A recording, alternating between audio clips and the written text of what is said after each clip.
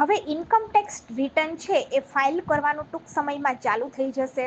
Income tax return file કરવાની step by step process આપણે જાણીશું. હવે એ પહેલાં આપણે એ જાણીએ કે ઇન્કમ ટેક્સ ફાઇલ કરવો શું કામ જરૂરી છે.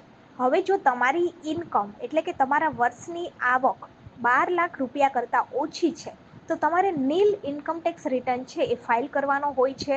એટલે કે તમારે કોઈ પણ ટેક્સ છે સરકારને ભરવાનો નથી રહેતો, પરંતુ એ એક આવકના પ્રમાણપત્ર જેવું એક પ્રૂફ રહે છે કે તમારા વર્ષની ઇન્કમ આટલી છે. તમે જોશો તો આઈટીઆરનું અને બીજા આઈટીઆરનું જે ઇન્કમ ટેક્સ રિટર્ન છે એ ઘણી બધી સરકારી યોજનાની અંદર પણ ફોર્મ ભરવા માટે માન્ય રાખવામાં આવે છે. તો તમારે ઇન્કમ ટેક્સ રિટર્ન છે એ ફાઇલ કરવો જોઈએ. તમારી ઇન્કમ 1 લાખ રૂપિયા છે, 2 લાખ છે કે 3 લાખ છે, જેટલી પણ વર્ષની આવક છે એના આધારે તમે ઇન્કમ ટેક્સ રિટર્ન ફાઇલ કરી શકો છો.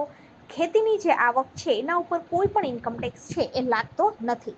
હવે ઇન્કમ ટેક્સ રિટર્ન ફાઇલ કરવા માટે સૌથી પહેલાં તો તમારે e-portal.incometax.gov.in એ વેબસાઇટ ઉપર જવાનું છે. ત્યારબાદ તમારે તમારા પાન કાર્ડની વિગત દાખલ કરી અને રજિસ્ટર અથવા તો લોગિન કરવાનું છે. ત્યારબાદ એની અંદર કેટલીક વિગતો ભરવાની રહેશે.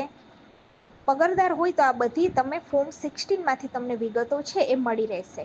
બધી વિગત ભર્યા બાદ આગળ વધવાનો ઓપ્શન દેખાશે અને પછી તમારે સ્ટેટસ વિશે પૂછવામાં આવશે અને વ્યક્તિગત શ્રેણીની અંદર તમારે ITR 1 અને ITR 4 જે છે એ ફાઇલ કરવાનું રહેશે.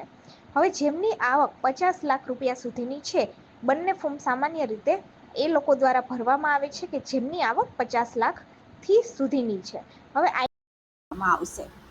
તો જો વિડીયો સારો લાગે તો વિડીયોને લાઈક કરી દેજો અને ગવર્મેન્ટ સાથી ચેનલને સબસ્ક્રાઈબ